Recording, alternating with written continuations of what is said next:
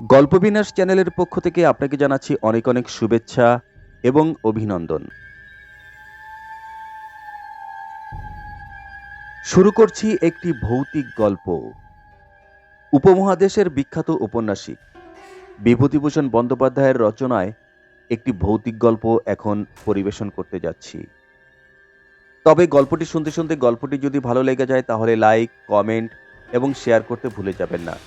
সাথে সাথে আমার চ্যানেলটি যদি এখনও সাবস্ক্রাইব করা না থাকে তাহলে প্লিজ চ্যানেলটি সাবস্ক্রাইব করে বেল বাটনটি অন করে দিতে একেবারেই ভুলবেন না। তাহলে বন্ধুরা শুরু করছি আজকের ভৌতিক গল্প। আজকের গল্পের নাম ভৌতিক পালঙ্ক।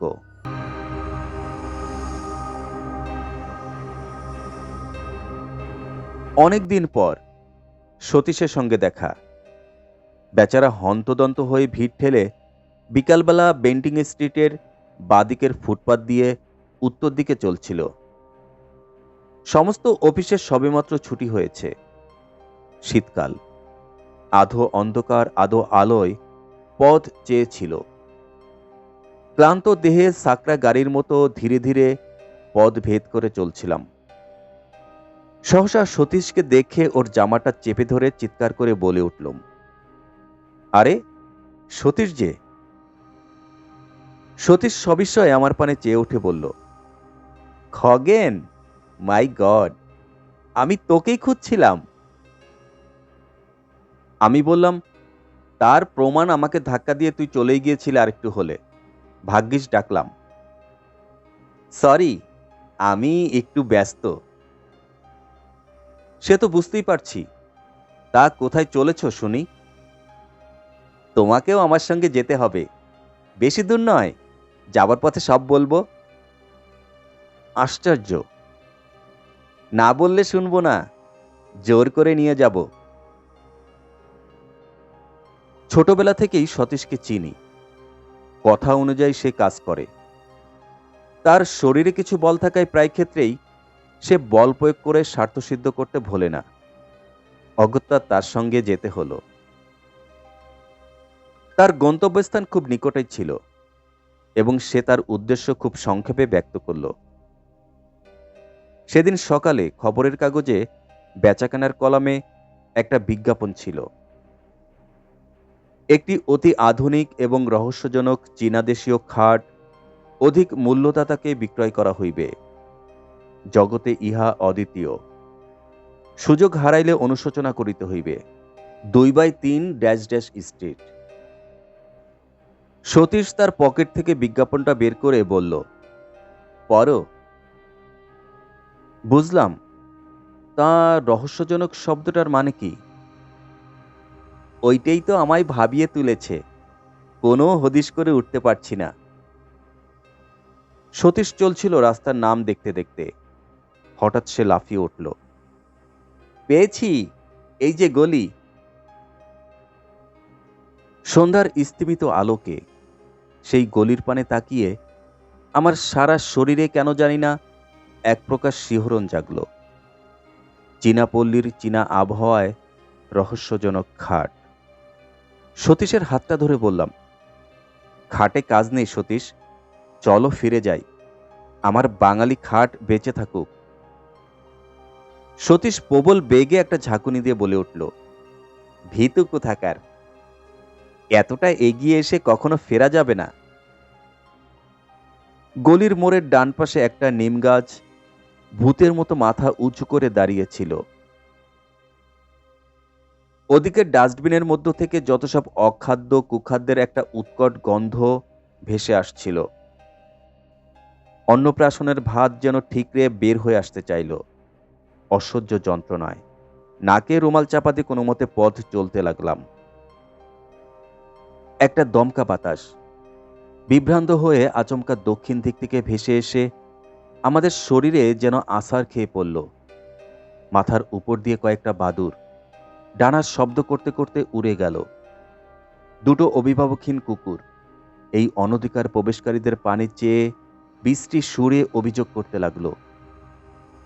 পথে আর জনমানবের চিহ্ন পর্যন্ত রইল না। পাশে একটি চীনা ডাক্তারের বহু পুরাতন সাইনবোর্ড, তার উপরকার নরকঙ্কালের ছবিটি জীর্ণপ্রায়। কোথা থেকে একটি পিয়ানোর অস্পষ্ট সুর ভেসে আসছিল। শীঘ্রই আমরা আমাদের নির্দিষ্ট গৃহে এসে পৌঁছালাম।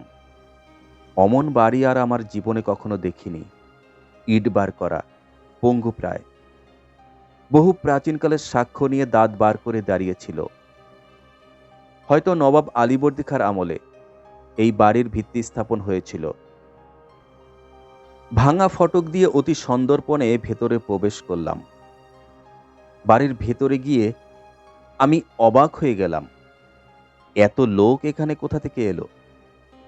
যে নির্জন নিস্তব্ধ গলি আমরা পিছু ফেলে আসলাম, সেখানে তো কারোর ছায়া খুঁজে পাইনি।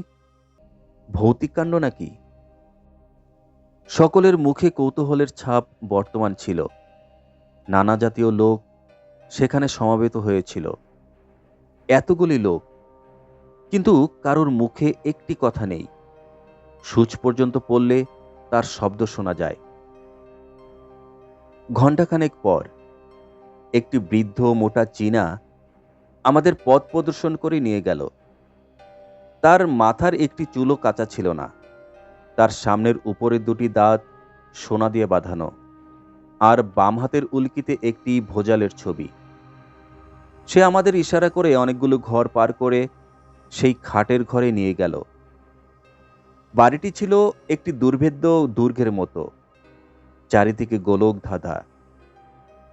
হ্যাঁ, খাট বটে। অমন খাট আমি জীবনে আর দ্বিতীয়টি দেখিনি। খাট আমি অনেক দেখেছি, কিন্তু ঠিক ওই রকম আশ্চর্য চীনা খাট সেই প্রথম এবং শেষ দেখলাম। তার অপূর্ব ভাস্কর্য, অপূর্ব কারুকার্য। একপাশে ভগবান বুদ্ধের ধ্যানগম্ভীর প্রশান্ত মূর্তি। আয়তনে খাটটি বিশেষ বড় নয়। দুটি মানুষ বেশ আরামে শুতে পারে। আবার আশ্চর্য, সেই খাট বাড়িয়ে 10 জনের জায়গা করা যায়। দেখে চমকে গেলাম। সকলের সঙ্গে দর কষাকষি হতে লাগলো। ওই সামান্য একটা কাঠের খাটের প্রতি সকলের মন আকৃষ্ট হয়েছিল।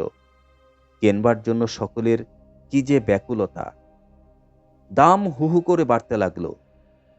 শেষে সতীশের ভাগে এই খাটটি জুটেছিল 1500 টাকায়। সেই খাট নিয়ে বাড়ি ফিরতে সতীশের প্রায় রাত 10টা বাজল। যে দেখল সেই বলল, চমৎকার। সেখান থেকে খাওয়া দাওয়া করে আমি বাড়ি গেলাম। সতীশ বলল, আবার এসো, নেমন্তন্ন রইল। তথাস্থ বলে আমি চলে এলাম। আমি যাবার আগেই পরের দিন সকালে সতীশ এসে হাজির। উস্কো শুষ্ক চুল, মুখ শুকনো, চোখ দুটি জবা ফুলের মতো লাল। দুর্ভাবনায় ও দুশ্চিন্তায় হয়তো সারা রাত্রি ঘুম হয়নি। আমি সবিস্ময়ে প্রশ্ন করলাম, আরে ব্যাপার কি? বিপদ, ভীষণ বিপদ। সতীশের গলা দিয়ে স্বর বার হচ্ছিল না। কিসের বিপদ? সেই খাট। একটা কিছু যে হবে তা আমি আগে থেকেই বুঝতে পেরেছিলাম। কেউ কখনো খাল কেটে কুমির নিয়ে আসে? হাজার হোক, এটা একটা রহস্যজনক খাট। পূর্বরাত্রের ঘটনা সে সবিস্তরে বর্ণনা করে গেল। সারা রাত্রি সে ঘুমাতে পারেনি। ওই খাটের উপর সে শুয়েছিল। হঠাৎ মধ্যরাতে তার মনে হলো কে যেন খাটটা নাড়াচ্ছে। সে উঠে সুইচ টিপে আলো জ্বেলে দেখল, না, খাট ঠিকই আছে। আবার শুয়ে পড়ল, আর খানিক পরই ঘুম ভেঙে গেল। কিসের এক ভীষণ শব্দে সারা ঘরখানা যেন থমথম করছিল। দেওয়ালের সঙ্গে যেন খাটখানায় ভীষণ ঠোকাঠুকি হচ্ছিল। ধর্মর করে উঠে সে আলো জ্বালালো। না, সবকিছু নিঃশব্দ, নিথর। কোথাও এতটুকু শব্দ নেই। সে আবার শুয়ে পড়ল। এবার আলো আর সে নেভালো না। ভোর রাতে কার দুর্বোধ্য আর্তকণ্ঠের বিলাপধ্বনিতে তার চেতন ফিরে এলো। কে যেন খাটের পাশে বসে বিনিয়ে বিনিয়ে কেঁদে মরছিল। আমি বললাম, বলছিলাম তো তোমার প্রথমেই, ও খাট কিনে কাজ নেই। যেমন তোমার রোগ, এইবার বোঝো। সতীশ বলল, দেখো খগেন, তোমার হয়তো বুঝিয়ে বলতে পারবো না। ওই হতভাগা খাটখানার উপর এমন মায়া লেগে গেছে যে কি বলবো। আমি ওকে ছাড়তে পারবো না কোনো মতেই। তবে মরো ওই খাট নিয়ে। আমি তোমার সাহায্য চাই। আমার সাহায্য? হ্যাঁ, আজ তুমি আমাদের ওখানে রাতে খাওয়া দাওয়া করবে। সারা রাত না ঘুমিয়ে ওই খাট পাহারা দিবে। দেখি ওর গলত কোথায়। আর আমার অফিস? পাগল, কাল যে রবিবার। অগত্যা বন্ধুকে সাহায্য করবার জন্য সন্ধেবেলা তাদের বাড়িতে গিয়ে হাজির হলাম। সতীশ আমার জন্য অপেক্ষা করছিল পথ চেয়ে। সে উল্লাসে চিৎকার করে উঠল, সুস্বাগতম, সুস্বাগতম। তারপর আর কোনো গন্ডগোল হয়নি তো? না, দিনের বেলা গন্ডগোল হবার তো কোনো কারণ নেই। সতীশের মা বললেন, দেখো দেখি বাবা খগেন, এত বলেছি, যা খাটটা বিক্রি করে দে। তা আমার কথা যদি ও শোনে। সতীশ বলল, বলছো কি মা, ভয় পেয়ে 1500 টাকার খাট বিক্রি করে দেব? খাওয়া দাওয়া সেরে রাত্রি জাগবার সরঞ্জাম নিয়ে আমরা দুটি বন্ধুতে খাটের ঘরে গিয়ে বসলাম। আমার হাতে দীনেন রায়ের ডিটেকটিভ উপন্যাস, আর সতীশের হাতে হেলথ অ্যান্ড হাইজিন। রাত্রি ক্রমে ক্রমে বাড়তে লাগলো। ঠিক হলো, আগে সতীশ ঘুমাবে আর আমি জাগব। তারপর সতীশ জাগবে আর আমি ঘুমাবো। বইখানা খুলে আমি বসে রইলাম। পড়তে পারলাম না একটি অক্ষরও। এক দৃষ্টিতে তাকিয়ে রইলাম। চারিদিকে কান খাড়া করে বসে রইলাম ভয়ে ভয়ে। এতটুকু শব্দে থেকে থেকে চমকে চমকে উঠছিলাম। ওই বুঝি ওই অপদেবতা আমার গলাটি দিল টিপে। কাদের বাড়ির ঘড়িতে সুর করে 2টো বেজে গেল। হঠাৎ মনে হলো কে যেন বাইরের বারান্দায় চলে বেড়াচ্ছে। তার পদশব্দ বেশ স্পষ্ট হয়ে উঠল। আমার সারা শরীর দোল দিয়ে উঠল, লোমগুলো খাড়া হয়ে উঠল। হঠাৎ সশব্দে খোলা জানালাটা বন্ধ হয়ে গেল। মুহূর্তে বোধ হলো আমি যেন শূন্যে উঠে গেছি। আমার জ্ঞান লোপ পেয়ে গেছে। আমি মৃত না জীবিত তাও ঘোর সন্দেহের বিষয় হয়ে উঠল। আমি সভয়ে ডেকে উঠলাম, সতীশ, সতীশ। সতীশ ধর্মর করে উঠে বসল। ব্যাপার কি? ভয়ে ও বিস্ময়ে আমার মুখ দিয়ে কোনো কথা বেরোচ্ছিল না। সতীশ আমার দুকাতে হাত দিয়ে মাথা নেড়ে বলল, খগেন, খগেন। আমি আঙ্গুল দিয়ে কপালের ঘাম মুছে বললাম, ওহ, যা ভয় পেয়েছিলাম। তা তো বুঝতেই পারছি। যাক, তোমার আর জাগতে হবে না, তুমি ঘুমো। আমি জেগে বসে আছি। না না, আমারও ঘুমিয়ে কাজ নেই। আর তাছাড়া ঘুমও আমার হবে না আদৌ। ভীতু কোথাকার। তারপর ভীতু আমি ও সতীশ দেয়ালে হেলান দিয়ে বসে রইলাম। আমরা দুজনেই নিঃশব্দে জেগে রইলাম। কেউই একটি কথা বললাম না। আমি খোলা জানালা দিয়ে বাইরের টুকরো আকাশের পানে এক দৃষ্টে তাকিয়ে রইলাম। অসংখ্য তারা মিটমিট করে জ্বলছিল। বোধ হলো তারা যেন আমাদের বিপদে ফিকফিক করে হাসছিল। আমরা চুপটি করে বসে আছি। এমন সময় হঠাৎ ইলেকট্রিকের আলো দপ করে নিভে গেল। আমরা সমস্বরে বলে উঠলাম, কে কে কে? বোধ হলো কে যেন মেন সুইচ বন্ধ করে দিয়েছে। হঠাৎ এক উৎকট হাসিতে সারা ঘর রি করে উঠল। অমন হাসি আমার জীবনে কাউকে হাসতে দেখিনি। হাসি যেন আর শেষ হতে চায় না। সে কি বিকট শব্দ! হা হা হা হা, হি হি হি হি হি, হো হো হো হো হো, হে হে হে হে হে। বোধ হলো কে যেন দরজার কাছে হেসে খুন হচ্ছে। আমি শিউরে উঠলাম। সতীশ চট করে টর্চটা দরজার উপর ফেলল। তাতে হিতে বিপরীত হলো। বোধ হলো কে যেন দরজার ঠিক বিপরীত দিকে জানলাটার ধারে বসে আর্ত কণ্ঠে বিনিয়ে বিনিয়ে কেঁদে মরছে। তার কান্নার কোনো ভাষা খুঁজে পেলাম না। কেবল একটা করুণ সুর সারা ঘরময় ঘুরে ঘুরে মরতে লাগলো। তারপর সেই খাটের উপর দিয়ে সেই বিলাপ ধ্বনি আর নড়ল না। তার কান্নায় যেন খাটটা ভিজে গেল। সেই অবদ্ধ ভাষায় সকরুণ বিলাপ ধ্বনি চিত্তে এমন এক অজ্ঞাত বেদনার সঞ্চার করল, যার ফলে আমাদের সমস্ত শক্তি যেন ক্রমে ক্রমে লোপ পেতে লাগল।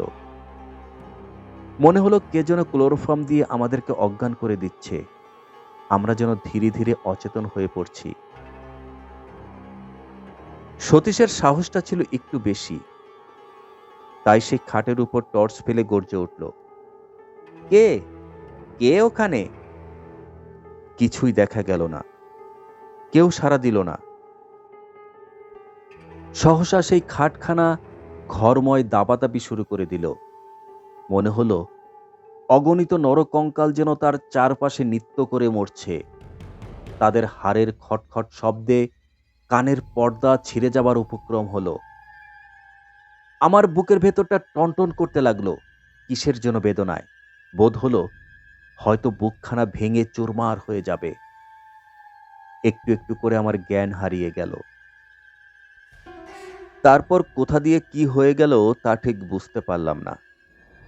বোধ হলো আমি যেন অনেক দূরে এক চীনা বাড়ি গিয়ে হাজির হয়েছি।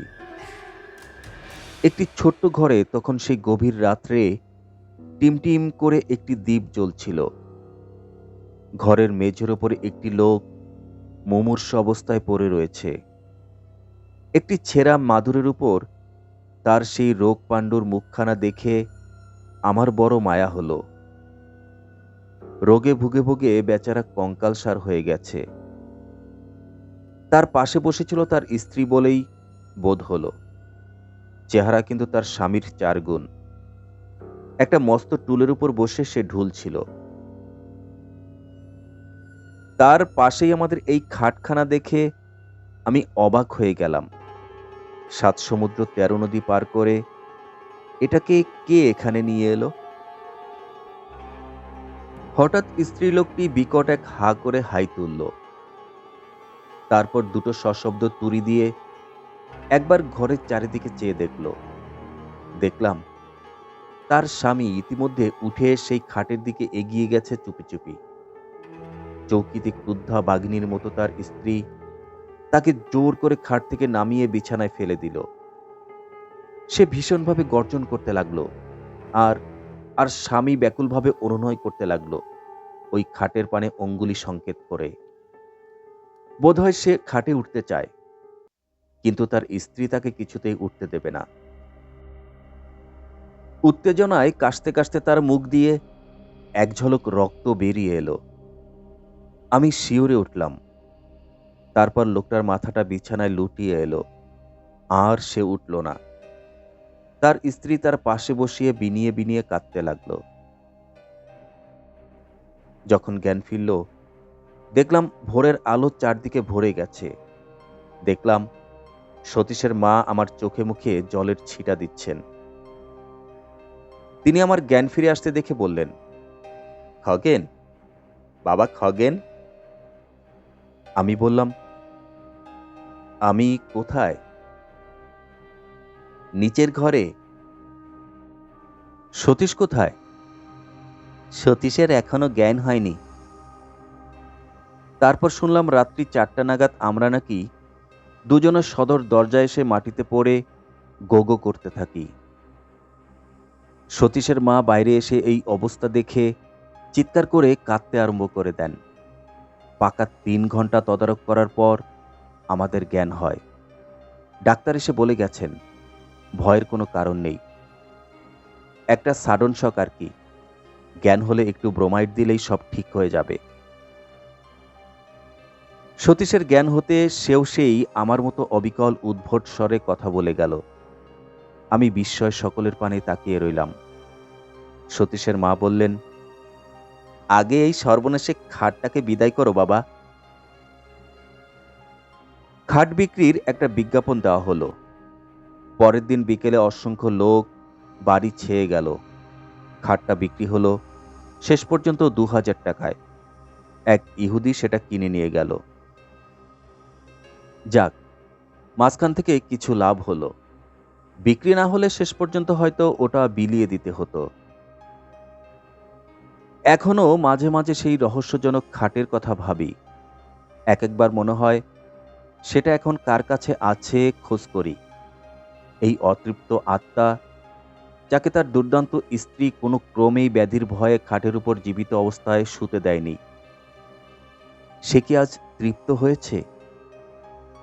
না এখনো সেই খাটের পেছনে প্রতি রাত্রে ঘুরে ঘুরে মরে, কাউকে ওর উপরে শুতে দেবে না বলে।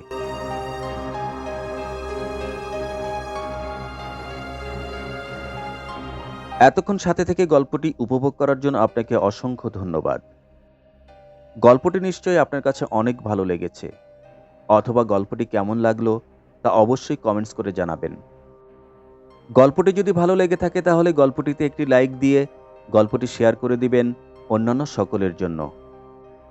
আর হ্যাঁ, আমাদের এই চ্যানেলে অসংখ্য জনপ্রিয় সব গল্প আপলোড দেওয়া রয়েছে। তার সংখ্যা হবে প্রায় ১০০টিরও বেশি। তাই ইচ্ছে হলে চ্যানেলটিতে ঘুরে আমার গল্পগুলো উপভোগ করে আসতে পারেন। আর আমার চ্যানেলটি যদি এখনও আপনি সাবস্ক্রাইব করে না থাকেন তাহলে প্লিজ চ্যানেলটি সাবস্ক্রাইব করে বেল বাটনটি অন করে রাখতে ভুলবেন না। তাহলেই সবার আগে নোটিফিকেশন পৌঁছে যাবে আপনার মোবাইলে। আপনি কী ধরনের গল্প শুনতে চান, কেমন গল্প শুনতে চান, কেমন করে পড়লে আপনার আরও ভালো লাগবে, এই সকল মন্তব্য আপনার কাছ থেকে আমি আশা করছি কমেন্টস বক্সে। আশা করছি আপনার মূল্যবান মতামত জানিয়ে আমাকে অনুপ্রাণিত করবেন। আর মনে রাখবেন, আপনার ভালো লাগাই আমার সার্থকতা। তাহলে বন্ধুরা, আর কথা নয়, কথা হবে নতুন কোনো গল্পে। সে পর্যন্ত আপনারা ভালো থাকুন, সুস্থ থাকুন এবং দেশের জন্য কাজ করুন। সেই কামনায় আল্লাহ হাফেজ।